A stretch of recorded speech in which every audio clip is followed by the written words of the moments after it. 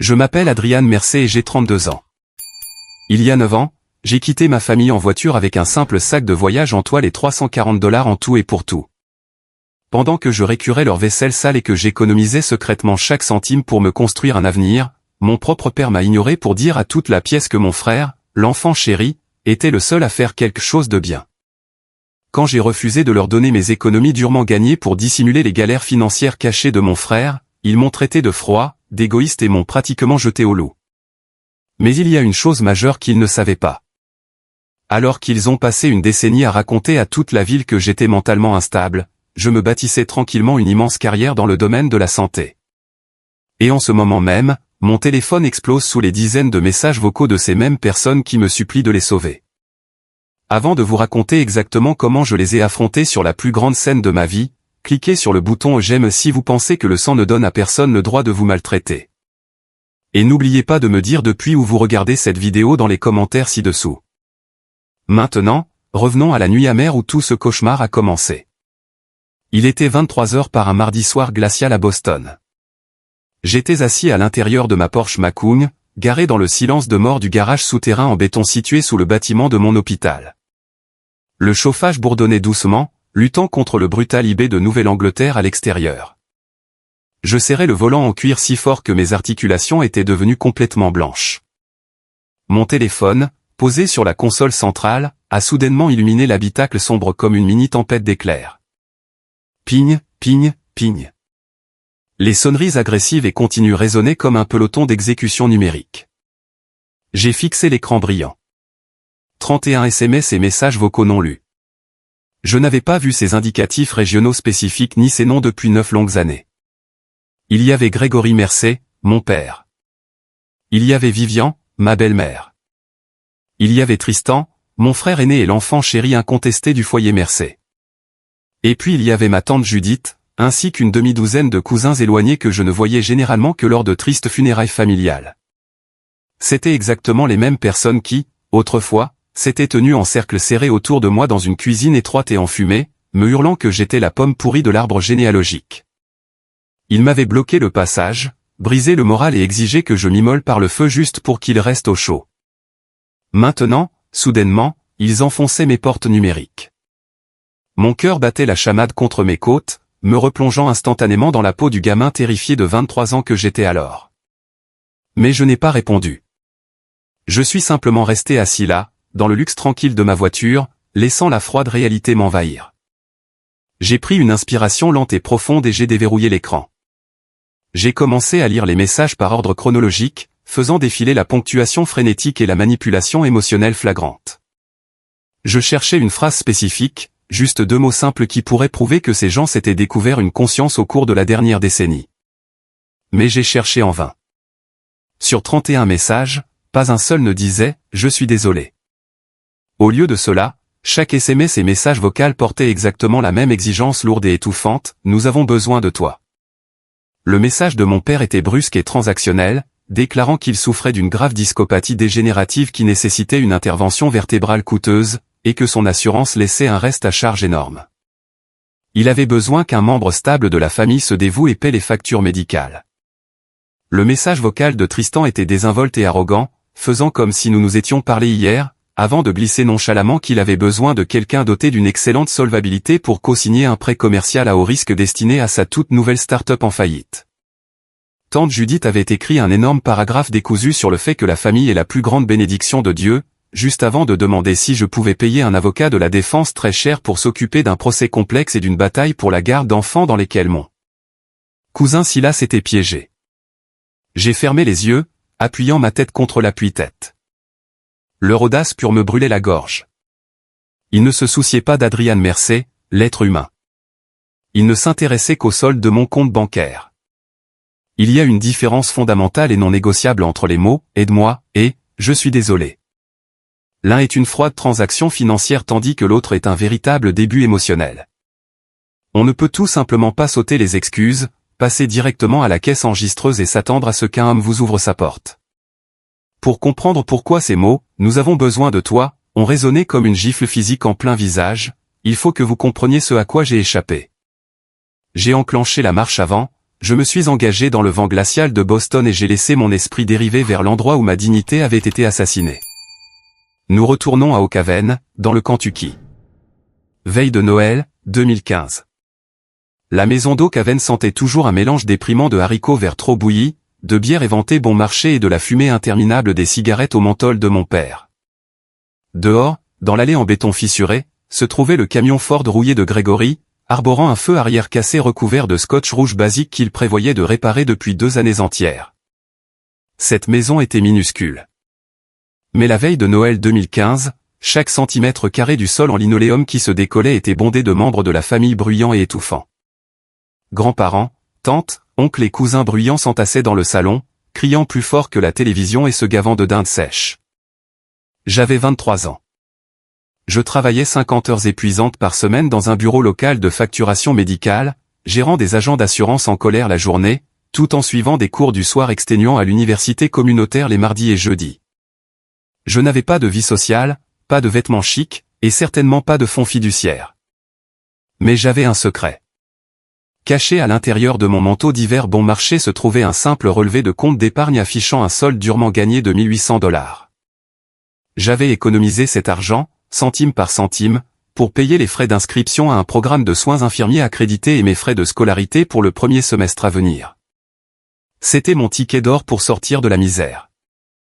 Je n'en avais pas soufflé mot à personne parce que je savais comment ma famille considérait l'argent qui n'était pas dépensé pour elle.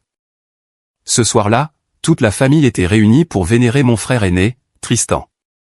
Tristan venait de rentrer chez lui après son 2e semestre dans une prestigieuse université d'État de 4 ans.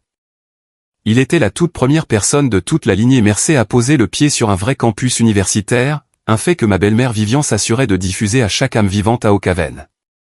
Gregory se tenait au milieu de l'embrasure de la cuisine, brandissant une canette de bière bon marché, et a annoncé haut et fort à la pièce chaotique que Tristan figurait officiellement sur le tableau d'honneur du doyen. Le salon a littéralement explosé.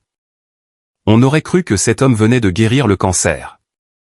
Vivian a éclaté en sanglots théâtraux, serrant Tristan dans ses bras comme s'il était un héros de guerre. Ma grand-mère a applaudi des 2 mains comme si elle assistait à un service religieux du dimanche matin. Mais c'est la réaction de mon père qui m'a glacé sur place. Le visage dur et profondément ridé de Gregory s'est fendu de ce genre de sourire pur, rayonnant et incroyablement fier que j'avais passé mes 23 années sur terre à prier pour qu'il m'adresse un jour. Je me tenais tranquillement près de la poubelle, essuyant un plan de travail collant, et j'ai souri, moi aussi. Je le pensais sincèrement. Je pensais que Tristan avait travaillé dur, et je voulais partager cette joie. Mais alors Gregory a avalé sa bière, a regardé juste au-dessus de mon épaule en direction du salon, et a prononcé une phrase qui a définitivement altéré mon ADN. Eh bien, a annoncé Gregory à voix haute, en veillant à ce que sa voix couvre les applaudissements. Au moins, nous avons un enfant dans cette maison qui fait quelque chose de bien. C'est mieux que rien. Il ne m'a pas regardé en le disant. Il n'en avait tout simplement pas besoin. J'ai serré le torchon mouillé jusqu'à ce que mes doigts me fassent mal, ravalant la boule amère et coupante de l'humiliation absolue logée dans ma gorge. Minuit a enfin sonné, et le défilé bruyant et ivre de la famille a fini par franchir la porte d'entrée en trébuchant ou par s'effondrer sur les canapés usés du salon. Comme d'habitude, l'immense montagne de vaisselle de fête, grasse et incrustée, m'était entièrement laissée. C'était la règle tacite de mon existence, Adrian fait disparaître le désordre. Je me tenais devant l'évier en porcelaine ébréchée, grimaçant de douleur alors que l'eau brûlante du robinet me brûlait les mains irritées. La maison était d'un calme de mort, à l'exception des ronflements lourds de Gregory qui faisaient vibrer les minces cloisons de plâtre. C'est alors que j'ai entendu le léger frottement de pantoufles usées derrière moi. C'était ma grand-mère, Mamie Hazel. Elle avait 79 ans, une femme entièrement faite de fils de fer et de grâce tranquille. Elle était le seul être humain de toute cette famille qui prenait la peine de tirer une chaise en vinyle et de s'asseoir avec moi pendant que je nettoyais leurs dégâts. Elle ne proposait pas de laver la vaisselle, son arthrite était bien trop avancée pour cela, mais sa simple présence était une couverture chaude sur mon âme grelottante. J'ai postulé au programme de soins infirmiers cliniques du Collège d'État aujourd'hui, elle chuchotait dans l'eau savonneuse, ma voix tremblant si violemment que je pouvais à peine articuler les mots. Je n'avais pas prévu d'en parler, mais la digue dans ma poitrine s'était enfin fissurée. Mamie Hazel s'est figée. Elle a lentement tendu la main sur la table de cuisine en formica collante et a posé sa main délicate et ridée directement sur mon avant-bras mouillé. Tourne-toi et regarde-moi, Adriane, m'a-t-elle ordonné doucement. Alors c'est ce que j'ai fait. J'ai vidé mon sac. Je lui ai raconté les longues nuits épuisantes à étudier la terminologie médicale sous les néons clignotants du bureau de facturation. Je lui ai parlé des dates limites d'inscription strictes, des examens prérequis brutaux et de l'écart terrifiant dans l'aide financière que j'essayais désespérément de combler avec mon compte d'épargne secret de $1800. Je parlais à voix basse, dans un murmure précipité, terrifié à l'idée que Grégory ne se réveille et ne m'entende rêver tout haut. Mamie Hazel s'est contentée d'écouter. Elle possédait ce don rare et incroyable d'être complètement, indéniablement présente. Elle n'interrompait pas. Elle n'offrait pas de platitudes vides, et elle ne jugeait pas. Quand j'ai enfin manqué de souffle, essuyant une larme égarée sur ma joue avec le dos de mon poignet savonneux, elle m'a serré le bras avec une force surprenante. « Tu vas y arriver, Adriane » a-t-elle chuchoté, sa voix résonnant d'une certitude absolue et inébranlable. « Tu vas sortir de cette vallée, et tu vas soigner des gens. Je le sais. Je le sais de la même manière que je connais le temps qu'il va faire. » C'était son approbation ultime. Mamie Hazel avait survécu à des décennies de tempêtes brutales dans le Kentucky. Quand elle prédisait un ciel dégagé, on pouvait parier sa vie sur le soleil. Pour la première fois de ma vie, je me suis couché ce soir-là en me sentant comme un homme qui avait enfin un destin. 2 semaines après le début du mois de janvier glacial, mon fragile château de cartes s'est complètement effondré. J'avais travaillé d'arrache-pied pendant un double service de 14 heures au bureau de facturation, à traquer les factures impayées jusqu'à ce que mes yeux me brûlent. Quand j'ai enfin franchi la porte d'entrée de la maison d'Oak Haven, l'atmosphère à l'intérieur était lourde, toxique et d'un silence dangereux. Grégory était assis à la table de la cuisine. Vivian se tenait derrière lui, les bras croisés fermement sur sa poitrine, me fixant avec les yeux d'un faucon affamé. En plein milieu de la table de la cuisine trônait mon simple relevé de compte bancaire blanc. Je l'avais accidentellement laissé coincé dans un manuel universitaire sur le comptoir de la cuisine ce matin-là. Mon estomac est descendu directement dans mes talons. Grégory ne m'a pas demandé comment s'était passée ma journée. Il ne m'a pas demandé comment j'avais réussi à économiser $1800 avec mon maigre salaire d'employé de facturation. Il a simplement tapoté son index épais et calleux contre le solde imprimé. « Ton cousin Silas s'est fourré dans un sale pétrin juridique en ville », a déclaré Grégory d'une voix plate et autoritaire. Cela implique une voiture bousillée, de graves dommages matériels, et une coquette somme d'argent due à des gens très dangereux que je ne nommerai pas. Le gamin risque de la prison ferme. La famille doit se serrer les coudes immédiatement. Je l'ai dévisagé. Grégory avait toujours adoré utiliser cette expression, se serrer les coudes, mais il ne l'utilisait que de la façon dont les gens utilisent les parapluies d'urgence, uniquement lorsque la tempête s'abattait directement sur sa propre tête. L'avocat exige une provision de $1500 en espèces d'ici demain matin, a poursuivi Grégory, en se rasseyant et en croisant les bras. Va à la banque dès l'ouverture à 9 heures. Retire $1500 de ta cachette secrète et apporte-moi l'argent directement. Je suis resté figé sur le linoléum décoloré. Cet argent, c'était mes frais de scolarité. Cet argent, c'était mes blouses d'infirmier, mes livres, ma vitesse de libération. J'ai regardé le relevé. Puis j'ai regardé Grégory droit dans les yeux. Non, ai-je dit. La température dans la cuisine a chuté de 20 degrés en une microseconde. Vivian a poussé un soupir audible, serrant sa poitrine comme si je venais de tirer un coup de feu. Grégory s'est lentement levé de sa chaise, me dominant de toute sa hauteur, son visage virant à un rouge cramoisi sombre et dangereux. « Qu'est-ce que tu viens de me dire, gamin ?» a-t-il grondé. J'ai dit « non », ai-je répété, ma voix descendant dans un calme froid et troublant qui m'a surpris moi-même.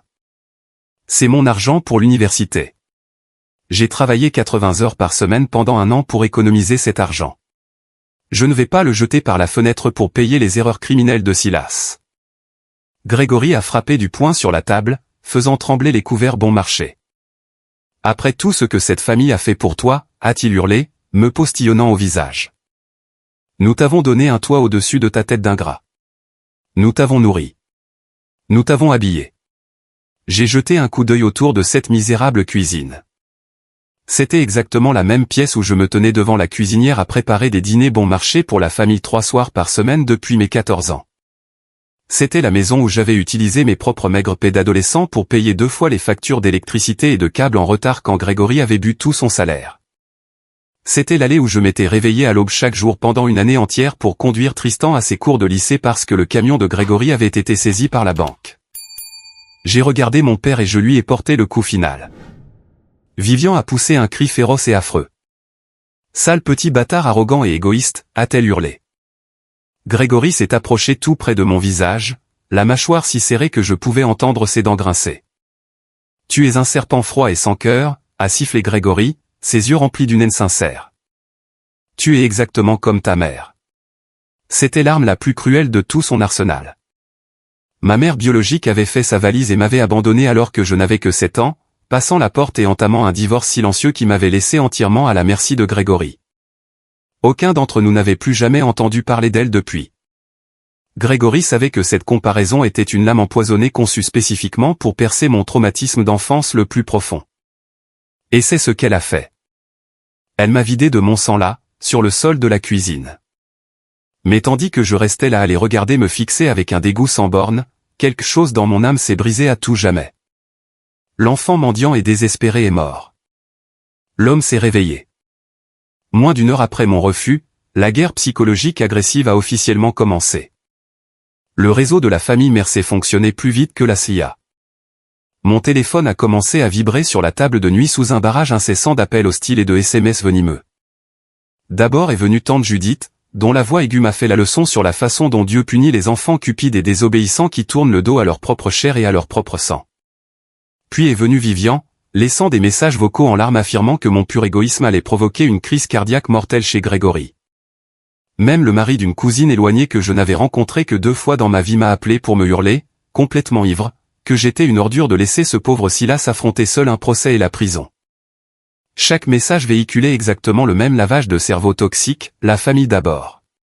Tu te comportes de manière horriblement égoïste. Silas est en grave danger. Pas une seule de ces personnes n'a pris la peine de demander pourquoi j'économisais réellement ces $1800. Personne ne l'avait jamais demandé. J'étais assis sur le bord de mon matelas déformé, écoutant le téléphone bourdonner. Mon sang bouillait, se transformant en feu liquide. J'avais besoin de mon certificat de naissance, de ma carte de sécurité sociale et de mes documents fiscaux avant de quitter définitivement Ocaven. Je savais que Grégory gardait tous les documents juridiques de la famille verrouillés dans le tiroir du bas de son lourd bureau en chêne dans la chambre principale. J'ai attendu d'entendre la douche couler au bout du couloir. Puis je me suis glissé silencieusement dans la chambre sombre de mes parents. J'ai ouvert le lourd tiroir en bois, fouillant dans des piles de vieilles factures médicales impayées et de polices d'assurance expirées. En sortant mon certificat de naissance jauni, mon coude a renversé un dossier épais caché sous une pile de magazines de chasse. Un reçu bancaire imprimé et un relevé en ligne sur papier glacé se sont éparpillés sur le tapis. Je me suis baissé pour les ramasser, mais l'entête rouge en gras a attiré mon attention. C'était un relevé officiel d'un syndicat de paris sportifs offshore à enjeux élevés. J'ai regardé de près, approchant le papier de la faible lumière du couloir. Le nom du titulaire du compte imprimé en haut n'était pas Silas. C'était Tristan. Ma respiration s'est coupée dans ma gorge. J'ai feuilleté frénétiquement les reçus de cartes de crédit joints et les mises en demeure de recouvrement exigeantes. Tristan avait perdu exactement $1500 en pariant sur des matchs de basketball universitaire pendant les vacances de Noël. Toute l'histoire terrifiante de Silas qui avait bousillé une voiture et qui devait de l'argent à de dangereux criminels en ville était un mensonge de toutes pièces. Grégory et Vivian avaient inventé tout ce drame pour protéger leur précieux enfant chéri d'un procès public de recouvrement de dettes qui ruinerait sa réputation universitaire immaculée. Ils étaient tout à fait disposés à ruiner mon avenir, à voler mes frais de scolarité d'infirmier et à détruire ma vie juste pour rembourser les pertes de jeu illégales de Tristan. Je me tenais là, dans la chambre sombre, serrant ce bulletin de paris imprimé jusqu'à ce que le papier manque de se déchirer en deux.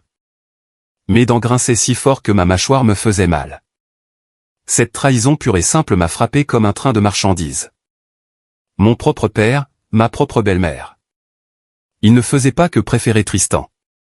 Ils me considéraient comme un bouclier humain jetable destiné à absorber les éclats de Tristan. J'ai enfoncé mon certificat de naissance dans ma poche, j'ai rejeté les reçus de jeu directement sur l'oreiller de Grégory et je suis sorti de cette pièce avec un cœur de glace. Il était 2 heures du matin. Le givre hivernal s'accrochait aux vitres de la chambre, projetant de longues ombres squelettiques à travers ma petite pièce. J'ai sorti mon sac de voyage en toile usée du fond du placard et je l'ai jeté sur le matelas. Je n'ai rien plié. J'ai juste fourré 3 paires de jeans bruts basiques, une poignée de chemises de travail unies, mes lourdes bottes d'hiver et mes manuels de préparation aux soins infirmiers usés. J'ai fermé la fermeture éclair du sac avec un bruit métallique sec qui a résonné dans la maison silencieuse. J'ai glissé ma précieuse carte bancaire en toute sécurité dans la poche intérieure de ma lourde veste d'hiver. C'était fini. Je laissais la lignée familiale mercer derrière moi comme une mauvaise habitude. Avant de franchir la porte d'entrée, je me suis glissé silencieusement le long du couloir vers la petite chambre du fond. J'ai poussé la porte. Mamie Hazel était assise dans son lit inconfortable, la lueur douce et chaude de sa petite lampe de chevet éclairant les mèches argentées de ses cheveux. Elle était complètement réveillée, vêtue de sa chemise de nuit en flanelle délavée. Elle a regardé mon lourd sac de voyage. Puis elle a regardé mon visage. Elle n'a pas pleuré. Elle ne m'a pas supplié de rester et de faire la paix avec Grégory. Elle a simplement compris. Mamie Hazel a lentement passé ses jambes fragiles par-dessus le bord du matelas, s'est levée et s'est traînée vers sa lourde table de nuit en chêne. Elle a ouvert le tiroir du haut et en a sorti une enveloppe postale blanche, simple et légèrement froissée. Elle s'est approchée et l'a pressée fermement contre ma poitrine, ses mains vieillissantes entourant mes poignets. J'ai gardé cela précieusement pour toi, en secret, Adriane, a-t-elle chuchoté, sa voix ferme et farouchement protectrice. Exactement pour ce moment. J'ai regardé à l'intérieur de l'enveloppe. Elle était bourrée à craquer de billets de 5 $ froissés et de billets de 10 $ neufs. Il y avait exactement 340 $. Je l'ai regardé avec un choc absolu. Mamie Hazel n'avait pas de salaire, pas de pension, et pas de biens immobiliers. C'était 12 longues années d'argent d'anniversaire secret, de monnaie de course restante et de petits cadeaux de fête qu'elle avait discrètement cachés sous son plancher pour que Grégory ne puisse pas les boire. Elle s'était privée de ses propres petits plaisirs pendant plus d'une décennie juste pour me construire une issue de secours. Un sanglot lourd et déchirant a fini par s'échapper de ma gorge. J'ai passé mes bras autour de ses épaules frêles, la serrant contre moi, enfouissant mon visage dans la flanelle douce de son épaule. Je m'accrochais à elle comme si elle était la seule terre ferme dans un univers en train de s'effondrer. Assure-toi de m'appeler au téléphone à la seconde même où tu arriveras dans un endroit sûr, Adriane, a-t-elle chuchoté à mon oreille, ses mains lissant le dos de mon manteau, un endroit avec une belle et propre lumière. Je me suis écarté, gravant dans ma mémoire l'amour absolu qui brillait dans ses yeux. J'ai pris mon sac, j'ai descendu le couloir sombre et j'ai franchi la porte d'entrée dans la nuit glaciale du Kentucky.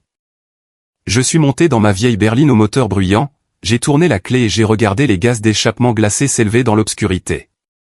Je suis sorti de l'allée d'eau Caven à 2 heures du matin pile. J'ai regardé dans mon rétroviseur une dernière fois. Mamie Hazel se tenant sur le porche enneigé dans ses fines pantoufles de maison, regardant mes feux arrière rouges s'estomper dans le lointain noir de l'hiver. Je ne savais pas où la route me menait. J'ai juste pointé mes phares vers l'autoroute et j'ai conduit dans la seule direction qui importait, loin d'ici. J'ai roulé vers le nord pendant 18 heures d'affilée, luttant contre l'épuisement à coups de café bon marché de station-service et grâce au vent glacial qui s'engouffrait par ma vitre entr'ouverte. J'ai fini par manquer d'essence, d'argent et de courage émotionnel en plein milieu de Boston, dans le Massachusetts.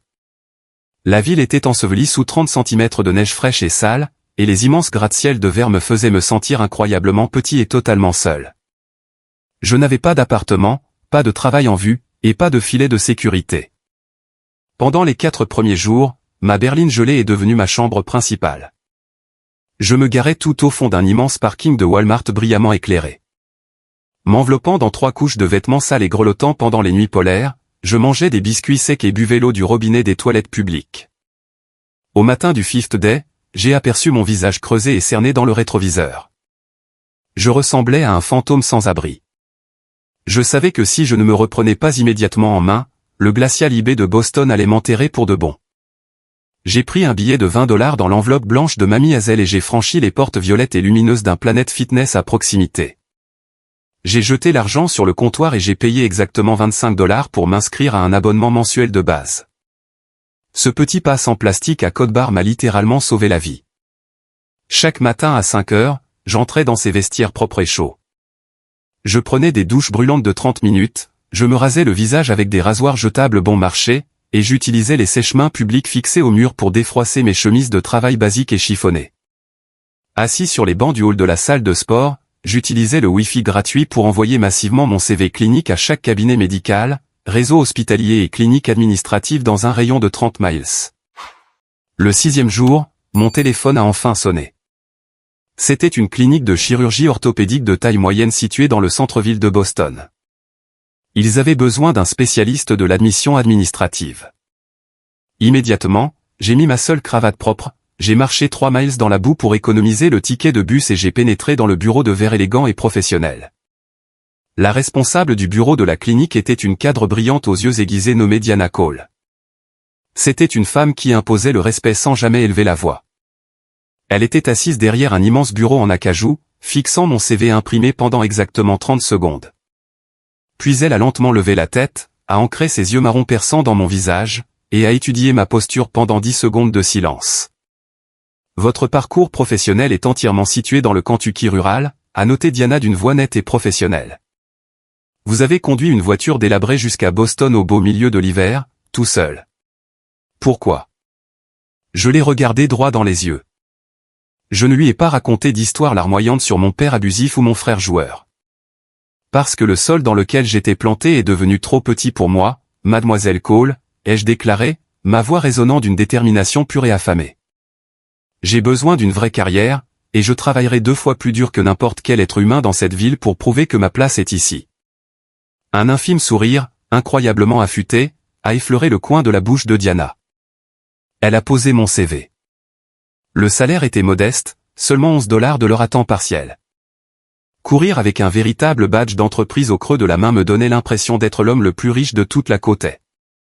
Dans l'espace de 3 mois à peine, mon éthique de travail implacable a transformé ce bureau à temps partiel en un poste salarié à plein temps.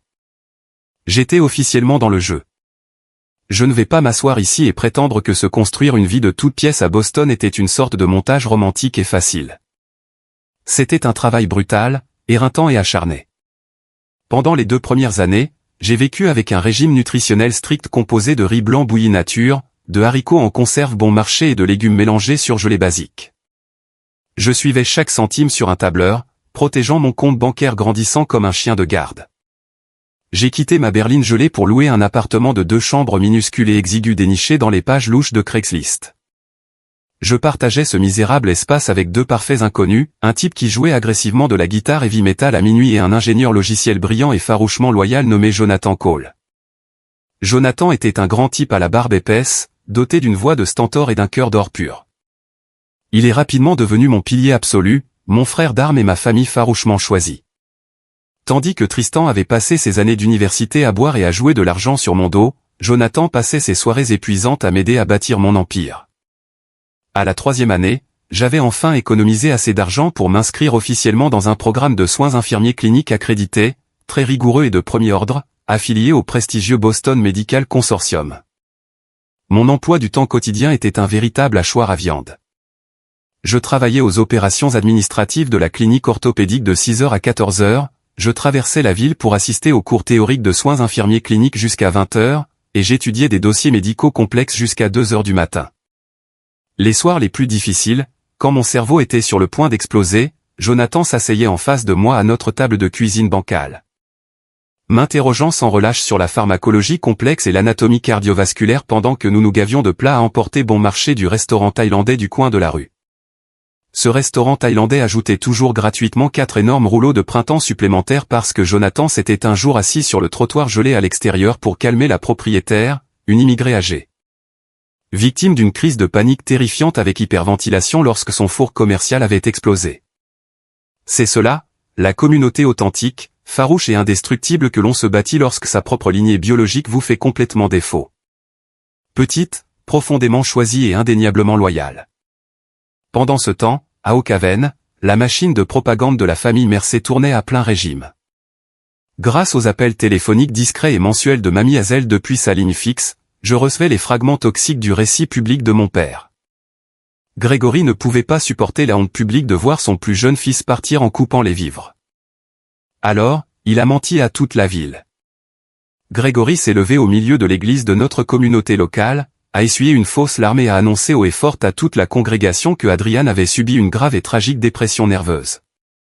Il prétendait que j'étais profondément instable, complètement délirant, et que j'avais disparu dans la nuit parce que j'étais médicalement inapte à fonctionner dans une société normale.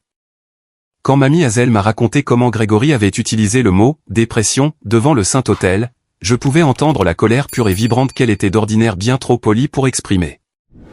Il propage ses mensonges pervers parce qu'il est terrifié à l'idée que la ville le voit tel qu'il est réellement, un homme petit et cruel, Adrian, a sifflé mamie Hazel à travers les grésillements du fil téléphonique. Il ne peut pas te rabaisser d'une si incroyable distance. Ne t'avise pas de le laisser essayer. Je ne le ferai pas, mamie, ai-je promis fermement, et j'ai tenu cette promesse. But let me be entirely honest with you. Cet assassinat public m'a coûté quelque chose de profond au plus profond de moi-même. Il y a une douleur très particulière et étouffante à être totalement incapable de défendre son propre honneur auprès des personnes avec qui l'on a grandi, sachant qu'elles ont déjà accepté une version complètement fausse et monstrueuse de qui vous êtes. On ne peut pas crier à travers des milliers de kilomètres d'autoroute. J'ai donc choisi une arme bien plus mortelle. J'ai décidé de rendre mon succès si éblouissant, si indéniablement massif qu'il désintégrerait complètement les mensonges pathétiques de Grégory à la seconde même où il serait exposé à la lumière. J'ai baissé la tête et j'ai exécuté mon plan avec une précision militaire. J'ai officiellement obtenu mon diplôme d'infirmier clinicien spécialisé ainsi que mon master en administration de la santé. Au cours du printemps chaotique de 2020, Diana Cole a carrément pris son après-midi de congé, s'est présentée à ma cérémonie de remise des diplômes dans un élégant tailleur de couturier, et m'a remis un immense bouquet de lys blanc de félicitations. Jonathan a quant à lui dépensé $300 pour imprimer un poster de célébration en carton personnalisé si ridiculement grand qu'il a dû en plier physiquement le cadre juste pour le faire passer à travers les doubles portes de l'auditorium de l'université. Et à la seconde même où j'ai descendu cette estrade en bois de remise des diplômes, mon diplôme relié en cuir fermement en hand, mon téléphone a vibré. C'était mamie Hazel qui m'appelait de sa ligne fixe de cuisine.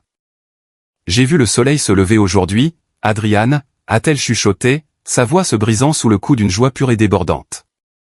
Je le savais. Je le savais de la même manière que je connais la météo. En 2022, j'avais complètement pris les fonctions d'infirmier chef clinicien principal et de directeur administratif de toute la division d'élite de chirurgie orthopédique dans un grand hôpital de recherche de taille moyenne du centre-ville de Boston.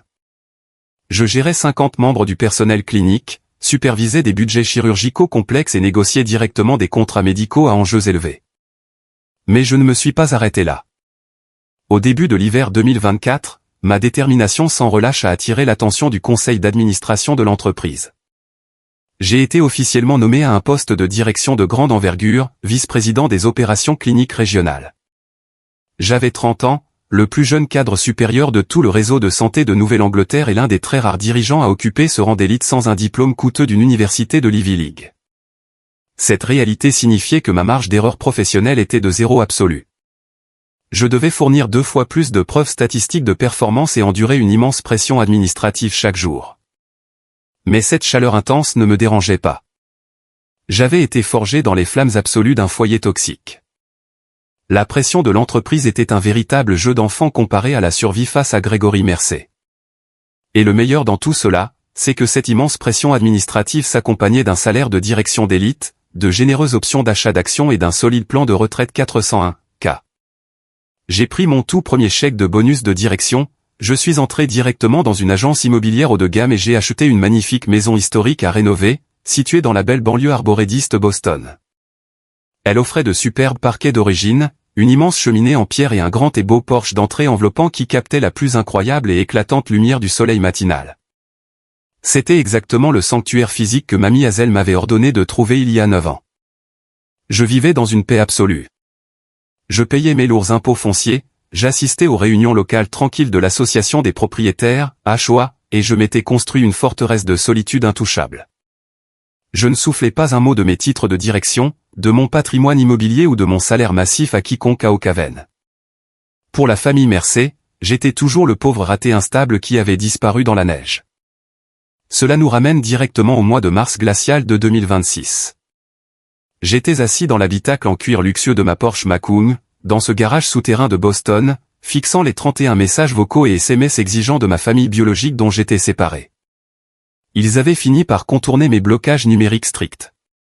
Pendant des années, j'avais maintenu une politique de fer consistant à bloquer instantanément tout indicatif étranger du Kentucky après que Tristan et Vivian avaient fait 3 tentatives minables et distinctes de me culpabiliser pour me faire revenir à Oak Haven afin de payer leur dette de consommation croissante. Mais cette fois, ils avaient réussi à obtenir mon numéro de téléphone portable professionnel privé et non répertorié. J'ai découvert plus tard les rouages écœurants de la façon dont ma forteresse d'origine avait été forcée. Cela impliquait une trahison amère et inattendue issue de mon propre passé. Vous vous souvenez de Wyatt? C'était un gamin en difficulté à Oak Haven auquel j'avais consacré une année entière à donner des cours de chimie avancée de niveau lycée, tout à fait gratuitement, juste pour qu'il puisse obtenir son diplôme. Wyatt s'était récemment installé à Boston pour travailler dans le bâtiment. Il y a 2 semaines, il est tombé sur tante Judith alors qu'il rendait visite à sa famille dans le Kentucky. Judith a joué son habituelle comédie de sainte en larmes, prétendant que Gregory était mourant et que la famille essayait désespérément de localiser le pauvre Adrian, instable, pour une dernière prière. Wyatt n'a pas simplement donné mon numéro privé par pure bonté d'âme. Judith a en réalité offert $200 en espèces à cet homme pour qu'il lui transmette les coordonnées. Wyatt a vendu ma tranquillité d'esprit, mes 9 ans de silence durement acquis et mon sanctuaire privé pour 200 pauvres dollars, juste pour payer une note de bar. C'est ainsi que les vannes numériques se sont ouvertes d'un coup. Je me tenais assis dans la voiture, lisant ces paragraphes interminables de mendicité financière. Tristan voulait qu'on co-signait son prêt commercial. Gregory voulait qu'on paie ses factures de chirurgie de la colonne vertébrale. Tante Judith voulait qu'on finance l'avocat de la défense de Silas. C'était une véritable frénésie de rapace. J'ai appuyé sur la touche d'appel rapide de mon écran tactile. Jonathan a répondu à la 2e sonnerie, le cliquetis bruyant de son clavier mécanique résonnant dans les haut-parleurs de ma voiture. Le réseau de la famille Mercé a fini par me retrouver. Jonathan, ai-je déclaré, ma voix dangereusement plate et calme. Jonathan a cessé de taper instantanément. Le lourd silence sur la ligne en disait long. Quel est le message spécifique qui te fait le plus de mal, mec, a demandé doucement Jonathan, qui connaissait mon âme par cœur. Aucun d'entre eux n'a pris la peine de s'excuser, Jonathan, ai-je répondu, regardant les piliers en béton. C'est la seule chose qui fait vraiment mal. Ce n'est pas la mendicité financière flagrante. C'est l'absence absolue de remords. Qu'est-ce que tu vas faire, a demandé Jonathan. J'ai baissé les yeux vers la console centrale lumineuse. Ce que Gregory, Tristan et Vivian n'avaient absolument aucun moyen de savoir lorsqu'ils ont envoyé de manière agressive ces 31 SMS d'exigence, c'est que ma carrière de dirigeant était sur le point de percuter de plein fouet leur petit monde misérable. Dans exactement 6 semaines, je devais officiellement monter sur un immense pupitre en bois en tant que conférencier d'honneur principal lors de la conférence annuelle sur le développement économique des soins de santé des 3 États. Ce n'était pas un petit séminaire local. C'était un sommet d'entreprise massif et hautement prestigieux, organisé directement par les réseaux hospitaliers régionaux, et mon réseau Boston Medical Network avait été explicitement nommé pour présenter nos modèles opérationnels cliniques révolutionnaires. La conférence se tenait dans la grande salle de bal d'entreprise de l'hôtel d'élite Grand Plaza, situé dans le centre-ville de Lexington, dans le Kentucky, à seulement 2 petites heures des chemins de terre d'Oak Haven. Depuis un mois, le service marketing de la conférence diffusait massivement des documents promotionnels, des dépliants numériques sur papier glacé et des publicités dans les médias régionaux à travers tout l'État du Kentucky. Et là, placardé en lettres d'entreprise grasses et éclatantes à la une du bulletin médical régional, figurait ma photo professionnelle de cadre, mon nom complet officiel, Adrian Mercé, et mon titre de direction d'élite, vice-président des opérations cliniques régionales. Mamie Hazel avait repéré le bulletin promotionnel en se rendant à la bibliothèque municipale. Elle avait discrètement glissé le papier glacé dans son sac à main et, débordant d'une immense et incontrôlable fierté de grand-mère, elle en avait envoyé une copie en cachette à ma cousine bavarde, Harper. Mamie Hazel avait gardé sa fierté farouche concernant mon immense succès totalement privé pendant 9 longues années, et elle voulait enfin que la famille Mercé voie le géant absolu que j'étais devenu. Harper, stupéfaite et complètement terrifiée par mes titres de direction prestigieux, s'était immédiatement précipitée à la maison d'Oak Haven et avait jeté le dépliant imprimé directement sur les genoux de Gregory. Ce fut le véritable catalyseur. C'est pour cela que les appels téléphoniques ont soudainement afflué. Ils ont vu le costume de couturier. Ils ont vu le rang prestigieux de cadre. Ils ont senti la véritable richesse intouchable. Mais parce que leurs esprits arrogants étaient complètement prisonniers de leur propre supériorité rurale du Kentucky, Grégory et Tristan se sont sincèrement convaincus que mon titre prestigieux de cadre n'était que du vent administratif. Ils croyaient sincèrement que je n'étais qu'un simple employé de bureau clinique glorified, présenté pour lire un diaporama statistique ennuyeux. Ils pensaient que j'étais mûr pour être plumé. Assis dans ma voiture cette nuit-là, regardant les messages vocaux s'accumuler, mon tout premier réflexe a été l'instinct de conservation absolue. J'ai tendu la main vers mon écran tactile, j'ai affiché le numéro de contact direct du coordinateur exécutif de la conférence de Lexington, et j'ai laissé mon doigt tremblant planer au-dessus de l'icône d'appel. J'ai gardé les mots lâches, je dois officiellement annuler ma participation en tant que conférencier d'honneur, au bord des lèvres pendant un long moment lourd et étouffant. Je voulais me cacher. Je voulais garder ma forteresse de Boston complètement hermétique. Mais j'ai alors levé les yeux vers le pare-brise sombre. J'ai revu de manière saisissante et obsédante l'image puissante de Mamie Hazel se tenant sur son Porsche enneigé et gelé dans ses fines pantoufles à 2 heures du matin, regardant mes feux arrière rouges délabrés disparaître complètement sur la route sombre du Kentucky. Elle s'était privée de $340 juste pour que je puisse trouver la lumière.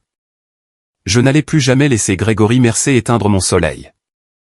J'ai effacé le numéro du coordinateur, verrouillé l'écran de mon téléphone et enclenché la vitesse. Je ne fuis pas cette fois, Jonathan, ai-je dit dans le haut-parleur, un sourire glacial et mortel se dessinant sur mon visage. Je pensais que le pire de mes traumatismes d'enfance était enfin derrière moi. Je pensais qu'affronter Grégory Mercer sur une scène d'entreprise brillamment éclairée serait une exécution simple, propre et professionnelle. Je me trompais si lourdement et si dangereusement. La véritable tempête n'avait même pas encore commencé à toucher terre. Le jeudi soir de la conférence sur le développement économique des soins de santé des 3 États est enfin arrivé, apportant avec lui une averse lourde et étouffante du Kentucky qui balayait les rues du centre-ville de Lexington sous une chape de gris. À l'intérieur de la grande salle de bal de l'hôtel Grand Plaza, cependant, on se croyait dans un univers complètement différent. L'air sentait la moquette en laine épaisse et coûteuse, l'expresso fraîchement torréfié et le filet de bœuf rôti du traiteur. Une lumière ambrée, riche et chaleureuse, s'échappait de lustres en cristal massif, se reflétant sur les sols en marbre poli et l'argenterie impeccable méticuleusement disposée sur 30 tables de banquet rondes. 230 invités de marque se mêlaient activement, leurs voix étouffées et puissantes créant un bourdonnement constant et sophistiqué. Il y avait des membres du conseil d'administration des hôpitaux régionaux, des commissaires économiques de l'État, des administrateurs cliniques de premier plan, des chirurgiens orthopédiques chevronnés et des responsables gouvernementaux locaux influents. C'était le sommet incontesté du pouvoir institutionnel régional. C'était un monde entièrement construit sur des statistiques rigoureuses, des budgets opérationnels de fer, la conformité légale et une excellence professionnelle mesurable. Je me tenais tranquillement dans les coulisses sombres et ombragées de l'immense scène surélevée, parfaitement dissimulée derrière les lourds rideaux de velours sombre. Je portais un costume sur mesure en laine italienne bleu marine foncé qui tombait parfaitement sur mes épaules, associé à une cravate en soie blanche impeccable et des chaussures Richelieu vernies. Mon badge professionnel portant le sceau d'or prestigieux du Boston Medical Consortium pesait lourd dans ma poche intérieure de poitrine. Mais ma coûteuse armure professionnelle n'a pas empêché ma gorge de se serrer soudainement et violemment lorsque j'ai regardé à travers l'étroit interstice des rideaux pour observer le premier rang. Juste là, assise à la table VIP centrale réservée spécifiquement aux invités personnels du conférencier d'honneur, se trouvait Mamie Hazel. Jonathan était descendu en personne à Okavento ce matin-là dans un SUV de luxe de location, l'avait récupérée directement sur son Porsche en bois délabré, et l'avait conduite en douceur pendant les 2 heures de trajet jusqu'à Lexington. Elle était absolument resplendissante. Elle portait une robe magnifique et élégante de couleur prune foncée que Jonathan l'avait patiemment aidé à choisir dans une boutique haut de gamme du centre-ville de Boston la semaine précédente, et autour de son cou délicat pendait un collier simple et splendide de véritables perles d'eau douce.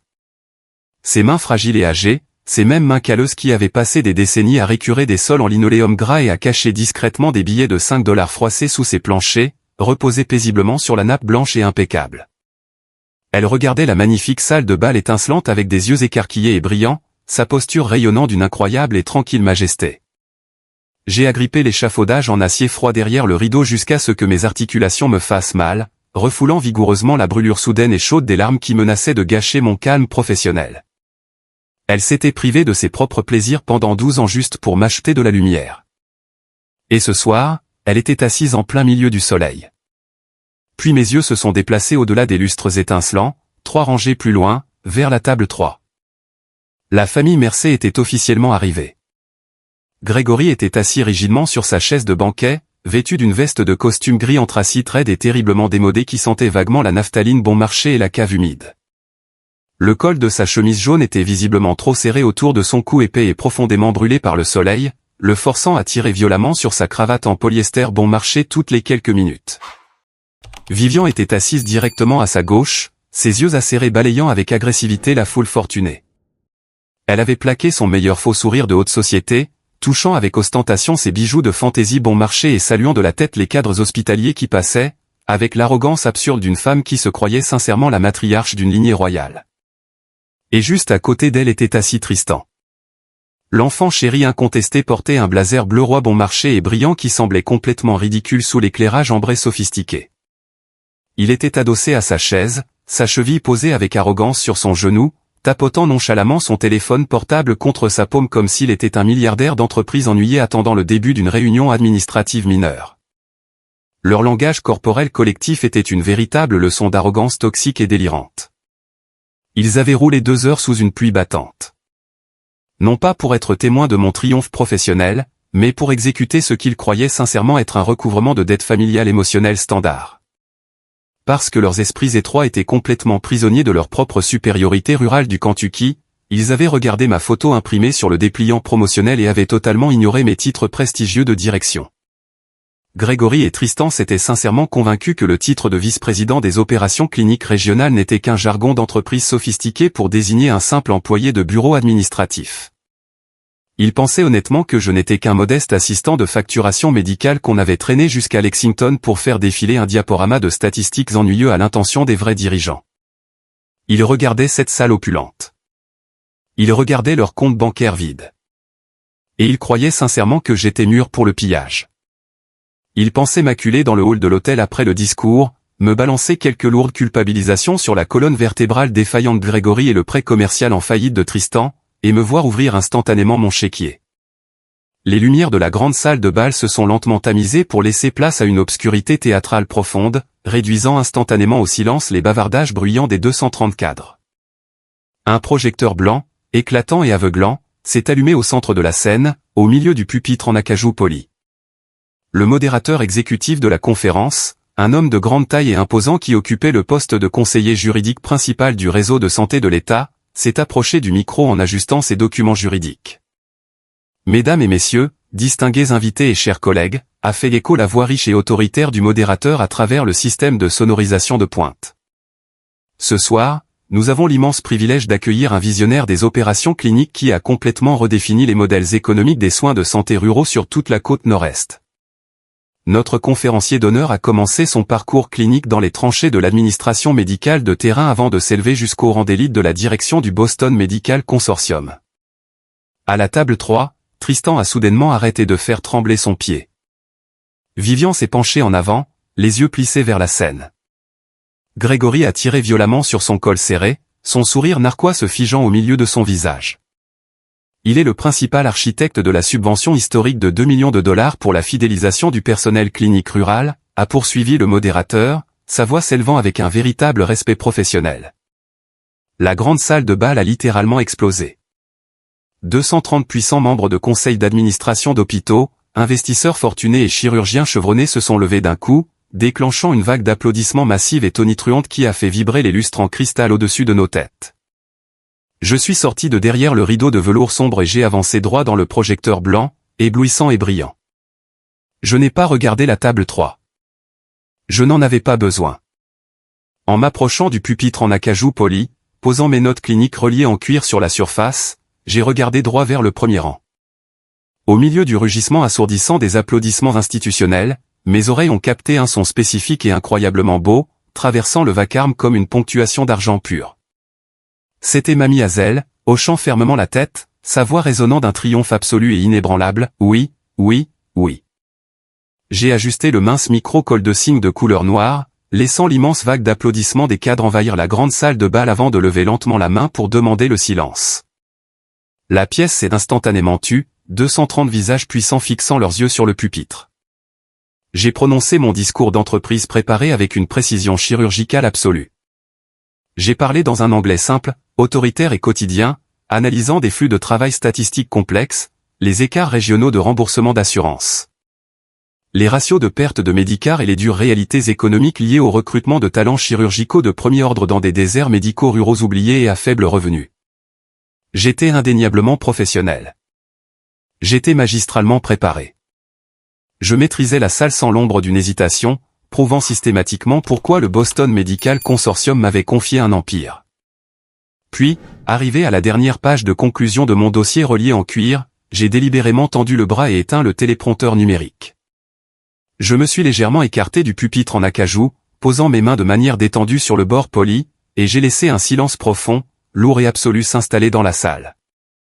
Tout ce que je vous ai présenté ce soir concernant les fonds de fidélisation clinique de plusieurs millions de dollars et les rouages opérationnels de la direction est tout à fait exact, ai-je déclaré, ma voix descendant dans un ton chaleureux, intime et introspectif qui résonnait puissamment à travers les énormes haut-parleurs. Mais les statistiques d'entreprise ne construisent pas les êtres humains. Ce sont les gens qui le font.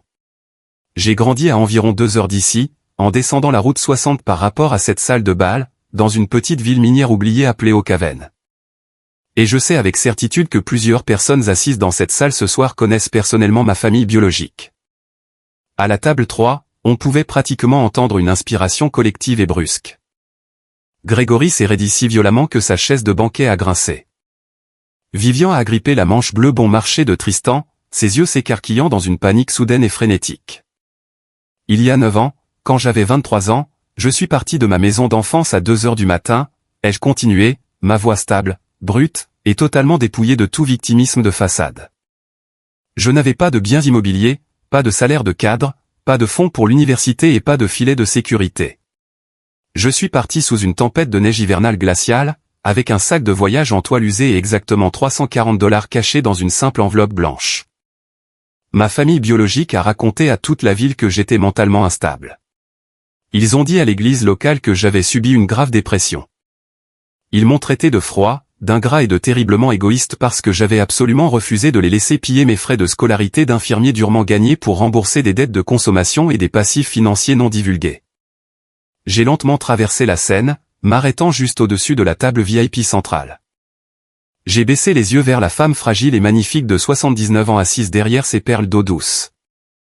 Je n'ai pas quitté Oakaven parce que je détestais la terre du Kentucky, ai-je déclaré fermement, mes mots résonnant d'une vérité absolue et indéniable. Je suis parti parce que rester dans cette maison toxique était un prix émotionnel et financier que mon âme ne pouvait plus se permettre de payer. L'acte de santé communautaire le plus radical et le plus beau qui soit dans l'existence humaine n'est pas de gérer le budget d'un immense réseau hospitalier. C'est de protéger discrètement un être humain brisé et terrifié assez longtemps pour lui permettre de survivre, de se reconstruire et de devenir le géant qu'il a toujours été destiné à être. Quoi qu'il en soit, quelqu'un a fait cela pour moi. Elle s'est privée de sa propre petite existence pendant 12 longues années, cachant des billets de $5 froissés sous son plancher juste pour que je puisse trouver un endroit avec une belle lumière. Elle s'appelle Hazel Mercé, et elle est assise juste là. J'ai tendu le bras, désignant directement Mamie Hazel. 230 PDG puissants, chirurgiens chevronnés et investisseurs fortunés se sont retournés d'un seul bloc pour regarder la table VIP. Mamie Hazel s'est complètement effondrée en larmes. Elle a couvert son visage ridé de ses 2 mains vieillissantes, ses épaules fragiles tremblant violemment tandis que des larmes de pure réhabilitation, attendues depuis des décennies, coulaient le long de ses joues. La grande salle de bal a éclaté en une standing ovation spontanée et assourdissante spécifiquement pour elle, des cadres chevronnés pleurant ouvertement en applaudissant la géante rurale discrète qui avait bâti mes fondations. J'ai attendu que le tonnerre d'émotions s'apaise enfin, puis je me suis replacé derrière le pupitre. Merci à tous pour votre temps ce soir, ai-je conclu doucement, mais je n'ai pas quitté la scène. Alors que les applaudissements commençaient à retomber, les rideaux de velours latéraux se sont ouverts à nouveau. Diana Cole est apparue sur scène. Elle portait un tailleur de couturier noir, d'une coupe d'une netteté époustouflante. Sa présence imposait instantanément une autorité institutionnelle absolue. Elle s'est approchée du pupitre, s'est tenue juste à mes côtés et a ajusté le micro. Avant que nos distingués invités ne se dirigent vers le hall de réception, a annoncé Diana, sa voix résonnant comme de l'acier poli à travers la salle de bal silencieuse. Le conseil d'administration du Boston Medical Consortium a une dernière annonce institutionnelle historique à faire concernant notre expansion régionale dans la zone des 3 États. À compter de ce matin à 9 heures, notre réseau de santé a officiellement finalisé l'acquisition légale complète de la fondation Tri-State Regional Medical Charity and Surgical Aid Foundation. À la table 3, le visage de Grégory Mercé, rougi par le soleil, s'est soudainement vidé de toute couleur humaine, prenant la blancheur maladive d'un os blanchi. De plus, a poursuivi Diana, tournant ses yeux marrons perçants directement vers la table 3, verrouillant son regard sur celui, terrifié, de Grégory. Cela a frappé la grande salle de bal comme une exécution institutionnelle à haute tension. La prise de conscience profonde et écœurante s'est abattue sur la table 3 avec le poids absolu d'une montagne qui s'écroule. La branche hospitalière même d'Oak Haven, où Grégory Mercé avait soumis sa demande d'aide financière désespérée pour couvrir son opération de la colonne vertébrale, ces mêmes factures médicales qu'il m'avait ordonné de payer de manière agressive par message vocal, étaient désormais entièrement détenues, auditées et exploitées par mon réseau d'entreprises de Boston. Je n'étais plus le gamin impuissant de 23 ans qui récurait sa vaisselle sale en suppliant. J'étais le juge exécutif absolu, le jury fiduciaire et l'exécuteur financier de sa dette médicale. Je détenais à moi seul le pouvoir juridique exclusif de valider sa subvention pour sa chirurgie de la colonne vertébrale ou de laisser ses dettes médicales le ruiner complètement. Je me tenais là, sur la scène brillamment éclairée, baigné dans le projecteur blanc aveuglant, et j'ai regardé directement vers la table 3. La transformation physique de la famille Mercé était un chef-d'œuvre absolu de destruction psychologique profonde. La mâchoire épaisse de Grégory pendait si bas que son col rigide ressemblait à un nœud de pendu. Vivian était complètement figé comme une gargouille de jardin bon marché, ses mains agrippant toujours ses fausses perles, sa bouche bougeant silencieusement sans qu'un seul son en sorte. La posture de cadre suffisant et arrogant de Tristan s'était complètement désintégrée en une terreur absolue, les yeux écarquillés et tremblants. Il a compris à cette microseconde exacte que le titan d'entreprise d'élite qui se tenait sur cette scène connaissait le moindre détail sordide et caché sur ses dettes de paris sportifs offshore illégaux. Diana Cole m'a tendu la main dans une poignée de main professionnelle, franche et profondément respectueuse. La grande salle de bal a rugi à nouveau, 230 dirigeants d'institutions acclamant mon ascension absolue et intouchable. Je n'ai pas crié. Je n'ai pas jubilé. Je me suis simplement tenu droit dans mon costume italien sur mesure, drapé dans l'armure juridique absolue de mes réussites, et j'ai regardé les statues pathétiques de mon passé s'effondrer en poussière. Faisons une pause un instant. Merci d'être resté avec moi jusqu'ici. Vous êtes vraiment incroyable. S'il vous plaît, aidez-moi en aimant la vidéo et en commentant le chiffre 1 ci-dessous pour que je sache que vous avez été là avec moi jusqu'à ce point. Cela aide non seulement plus de gens à découvrir cette histoire, mais cela me permet aussi de savoir que mes expériences signifient quelque chose pour quelqu'un. Votre soutien est ma plus grande motivation pour continuer à partager la suite de ce parcours. La réception de réseautage post-conférence s'est tenue dans le grand atrium en verre vertigineux du hall de l'hôtel. Des serveurs en smoking blanc imprimé glissaient sur le sol en marbre poli, transportant des plateaux d'argent chargés de flûtes de champagne de qualité supérieure et de hors-d'œuvre délicats. J'étais entouré d'un cercle dense et enthousiaste de directeurs d'hôpitaux régionaux, de juristes d'entreprises et de responsables économiques de l'État, discutant couramment des calendriers opérationnels, des structures juridiques et échangeant des cartes de visite de cadres supérieurs. Mais du coin de l'œil, j'observais les mouvements pathétiques et désespérés de Grégory Mercé. Il errait maladroitement près des lourdes doubles portes en laiton du vestiaire, sa veste de costume gris anthracite bon marché semblant terriblement déplacée au milieu des tenues de soirée de créateurs, attendant frénétiquement une ouverture pour franchir mon périmètre de sécurité professionnelle. Finalement, alors que le commissaire à la santé de l'État s'éloignait pour prendre un appel privé, Grégory a tenté son geste désespéré. Il s'est pratiquement frayé un chemin en bousculant deux jeunes gestionnaires cliniques, s'arrêtant à moins d'un mètre de mon espace personnel. Il avait l'air complètement brisé, le patriarche arrogant à la voix tonitruante qui terrorisait mon adolescence avait totalement disparu, remplacé par un vieil homme physiquement diminué et profondément tremblant. Son visage abîmé par le soleil était couvert d'une sueur froide et grasse, et ses mains tremblaient nerveusement le long de son corps. « Adrian » a commencé Grégory, sa voix se brisant horriblement, essayant désespérément d'injecter son ancien ton de père fier et manipulateur dans la conversation. « Mon fils, mon Dieu, mon garçon, tu as été vraiment génial sur scène. Je n'en avais pas idée. Nous n'avions aucune idée que tu dirigeais les choses à un niveau institutionnel aussi massif. Ta belle-mère et moi, nous sommes tellement fiers de toi. Écoute, Adrian, concernant ces messages vocaux que je t'ai laissés, au sujet de mon opération de la colonne. Je me suis lentement retourné pour lui faire face complètement. Je n'ai pas croisé les bras. Je n'ai pas élevé la voix. Je l'ai toisé du regard froid, stérile et profondément objectif d'un administrateur de santé d'élite de l'entreprise auditant un dossier médical problématique. J'ai enregistré votre demande de subvention financière régionale de la clinique chirurgicale d'Oak Haven ce matin, Grégory, ai-je déclaré, ma voix se teintant d'un calme froid et troublant qui m'a surpris moi-même. Elle a été officiellement enregistrée dans notre base de données de conformité institutionnelle. Elle sera minutieusement traitée et examinée par notre département central d'audit de conformité à Boston, selon des critères statistiques rigoureux et standardisés. Il n'y a pas de file d'attente administrative VIP. Il n'y a pas de passe-droit familial. Si vos actifs financiers vérifiés vous rendent éligible sur le papier à l'aide philanthropique de l'État, le fonds du réseau couvrira légalement l'intervention. Si l'audit financier interne découvre que vous avez frauduleusement dissimulé des actifs ou transféré illégalement des biens immobiliers pour couvrir les dettes du prêt commercial de Tristan, la subvention sera instantanément rejetée d'office. Grégory a bafouillé, ses yeux balayant frénétiquement le hall luxueux comme s'il cherchait une bouée de sauvetage invisible. Adrian, s'il te plaît, mon fils. C'est moi. C'est ton père. Tu ne peux pas m'abandonner aux auditeurs de l'entreprise. Les factures médicales vont complètement ruiner notre maison. Vous vous méprenez totalement sur notre relation, Grégory, ai-je répondu calmement, me penchant de quelques centimètres à peine pour que ma voix n'arrive qu'à ses oreilles. Je ne suis pas votre fils. Je suis le vice-président principal des opérations cliniques régionales. Vous avez fait l'impasse sur les excuses il y a 9 ans pour exiger une transaction financière, et ce soir vous avez obtenu votre stricte transaction juridique. Bonne route pour le retour à Oak Haven.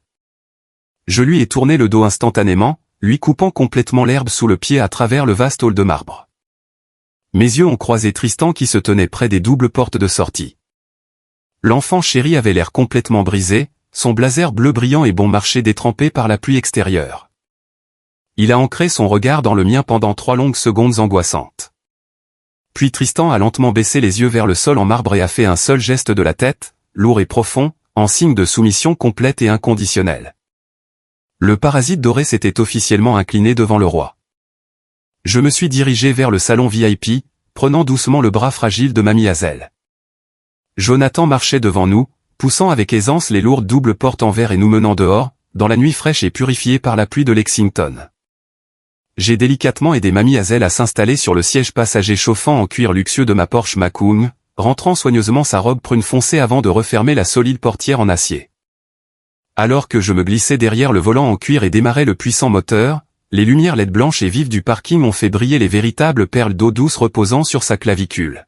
« Comment te sens-tu dans ton âme ce soir, Adrian ?» a demandé doucement Mamie Hazel, sa main vieillissante traversant la console centrale pour se poser sur mon levier de vitesse. J'ai regardé à travers le pare-brise limpide, observant les lourds nuages de pluie se dissiper enfin dans le ciel nocturne. Comme si j'avais porté physiquement un rocher de béton de 1000 livres sur mon dos pendant 9 années d'agonie, Mamie, ai-je chuchoté, une paix profonde, absolue et immense m'envahissant la poitrine. Et je l'ai enfin laissé tomber sur un sol en marbre poli devant 200 témoins du monde des affaires. Elle m'a doucement serré la main 3 fois, son code secret du Kentucky, vieux de plusieurs décennies, pour dire « je t'aime », quand les mots humains ordinaires semblaient bien trop lourds à porter. Dans les 4 courtes semaines qui ont suivi le sommet de Lexington, les répercussions institutionnelles profondes ont frappé la ville rurale d'Oak Haven avec la vitesse dévastatrice de dominos qui s'écroulent.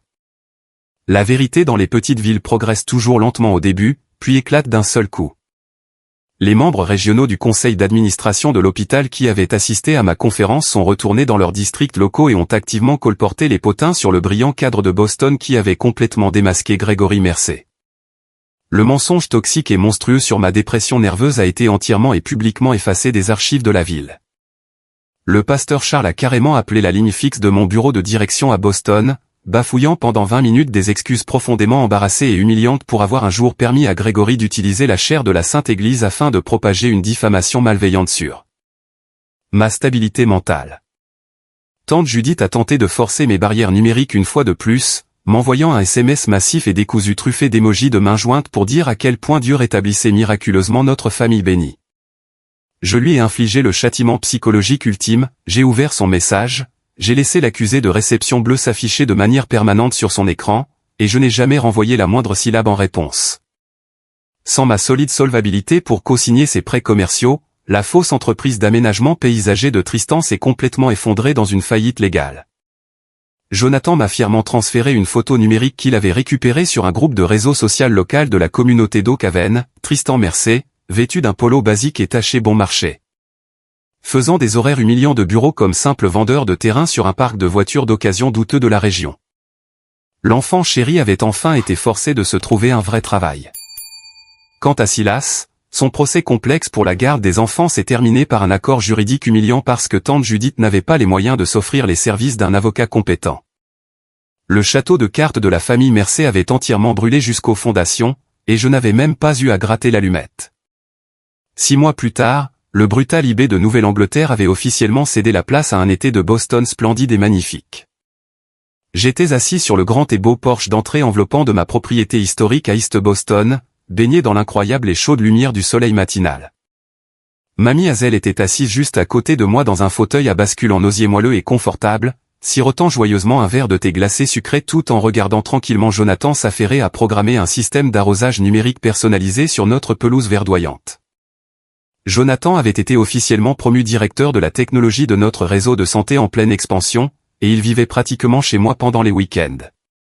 Tandis que nous étions assis là dans un silence d'une tranquillité absolue, un camion de livraison légale recommandé s'est garé dans mon allée en béton.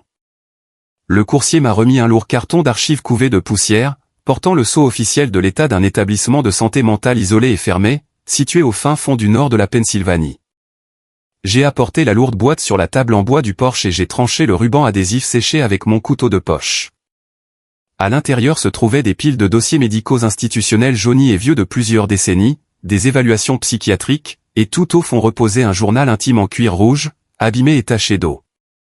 Il appartenait à ma mère biologique, Lydia Mercé. J'ai ouvert délicatement les pages fragiles, et le rebondissement ultime et secondaire le plus profond de toute mon existence s'est révélé au grand jour sous la lumière propre du matin. Lydia n'avait pas fait un sac en toile et abandonné son fils de 7 ans pour s'enfuir avec un autre homme. Contrairement au lavage de cerveau vicieux que Grégory m'avait infligé pendant 25 ans pour me le faire croire, selon ses dossiers d'admission clinique vérifiés et ses notes manuscrites douloureuses, Lydia avait développé une maladie neurologique grave, agressive et précoce. Terrifiée à l'idée que l'alcoolisme rampant et dévastateur de Grégory ne vide complètement les finances familiales, ne saisisse ses fonds médicaux et ne me laisse mourir de faim, Lydia avait courageusement fait le choix profond et déchirant d'entamer légalement un divorce silencieux. De se faire interner volontairement dans un établissement de soins publics éloigné et de céder la garde légale complète à Grégory. Elle avait intentionnellement disparu dans le système public de soins de santé pour protéger ma survie financière. Elle était morte seule dans ce lit d'hôpital propre quand j'avais 10 ans. Mais Lydia ne m'avait pas laissé les mains vides. Glissée à l'intérieur de la couverture arrière de son journal rouge se trouvait une copie juridique certifiée et conforme d'une police de fiducie d'assurance vie de l'État. Elle avait laissé un héritage en béton d'exactement $20 000, explicitement destiné au futur fonds de scolarité universitaire de Adrian Mercé. J'ai fixé les chiffres financiers imprimés, mon sang se glaçant instantanément. Grégory Mercé avait légalement reçu le versement de l'assurance à la mort de Lydia en tant que mon tuteur légal. Il avait commis une fraude successorale caractérisée, usurpé ma signature légale sur les documents de décharge, entièrement liquidé mon héritage légitime pour l'université. Et utilisé l'argent de ma mère décédée pour s'acheter ce camion Ford rouillé et financer les clubs de sport de Tristan pendant son adolescence. Il avait littéralement volé le sacrifice physique ultime de ma mère, pour ensuite passer 15 ans à me hurler au visage que j'étais un parasite ingrat qui lui devait le gîte et le couvert. Juste en dessous de la police d'assurance de Lydia se trouvait une petite enveloppe blanche bon marché portant un cachet de la poste récent du Kentucky. À l'intérieur se trouvait une simple carte écrite de l'écriture tremblante et maladroite de Grégory. On aurait dit le gribouillage frénétique d'un vieil homme écrivant dans une langue apprise il y a des décennies et qu'il n'utilisait presque jamais. Je suis resté silencieux quand j'aurais dû prendre ta défense. C'est de ma faute. Je n'attends rien de toi. J'avais juste besoin que tu saches que je sais. 8 phrases courtes, pas d'excuses alambiquées, pas de larmes de façade, pas de demandes financières exigeantes. C'était le tout premier document transactionnel honnête que je recevais de mon père de toute ma vie d'adulte. Il avait enfin compris que son énorme vol successoral avait été mis au jour par l'univers. Je ne l'ai pas rappelé. Je n'ai pas engagé d'avocat d'affaires pour intenter un procès civil rétroactif afin de récupérer l'héritage volé. La misérable existence diminuée de Grégory à Oakhaven était déjà un véritable pénitencier à ciel ouvert. Au lieu de cela, j'ai lentement plié sa carte manuscrite, je suis entré dans mon bureau à la maison et j'ai ouvert le tiroir du bas de mon bureau en chêne. J'ai délicatement posé la carte de Grégory juste au-dessus de la simple enveloppe blanche de Mamie Hazel. Cette même enveloppe toujours pliée, portant encore le souvenir ténu et magnifique des $340 et d'un adieu glacial à 2 heures du matin. J'ai verrouillé définitivement le tiroir, je suis retourné sur le porche enveloppant inondé de soleil, appuyant mon dos contre la balustrade en bois chaleureuse, et j'ai regardé droit dans l'objectif de la caméra. Je veux m'adresser directement à vous en ce moment, en particulier à ceux d'entre vous qui me regardent et qui ont passé des décennies de leur précieuse vie d'adulte à gérer les dettes de consommation lourdes et étouffantes. Les responsabilités juridiques et le chaos émotionnel d'un foyer biologique toxique. Voici la vérité brute et absolue que vous devez emporter avec vous aujourd'hui. Il y a un océan de différences massif, fondamental et non négociable entre les mots « aide-moi » et « je suis désolé ». L'un est une froide transaction financière conçue pour maintenir une relation parasitaire. L'autre est un véritable départ émotionnel, forgé dans une réelle responsabilité personnelle. Vous ne pouvez tout simplement pas permettre aux membres de votre famille de contourner agressivement le second juste pour atteindre votre caisse enregistreuse et s'attendre à ce que vous leur teniez la porte d'entrée ouverte. Vous n'êtes pas froid. Vous n'êtes pas égoïste. Et vous n'êtes certainement pas ingrat d'exiger que cette différence ait une réelle importance.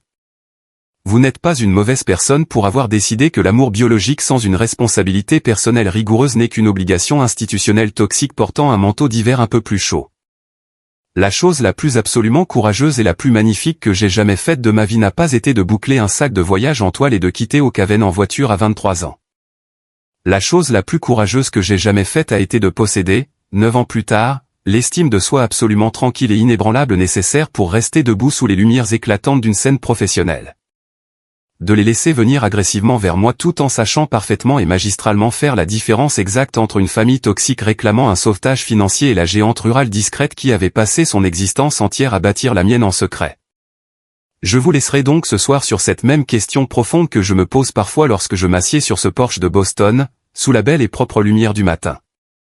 Si le membre de votre famille biologique qui a complètement brisé votre morale appelait réellement votre téléphone portable demain matin après des années de silence absolu, quelle est la phrase exacte que vous auriez cruellement besoin d'entendre avant même de déverrouiller l'écran? Aide-moi, ou, je suis désolé. Ces deux réponses définiront complètement, légalement et définitivement où vous vous situez pour le reste de votre vie. Merci infiniment d'avoir écouté mon parcours ce soir. Avez-vous déjà été confronté à quelque chose de similaire avec votre propre famille? Partagez votre histoire dans les commentaires ci-dessous.